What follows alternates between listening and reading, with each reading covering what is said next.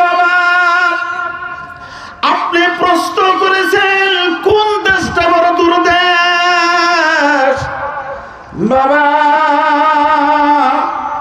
আমার বড় ভাইরা এক একজন এক একটা জবাব দিয়েছে। কেউ বলেছে আমেরিকা বড় দূর দেশ, কেউ চীন বড় দূর দেশ। বাবা, আমার মন সাক্ষী দেয় বাবা গো, ও বাবা আমার মন সাক্ষী দেয়।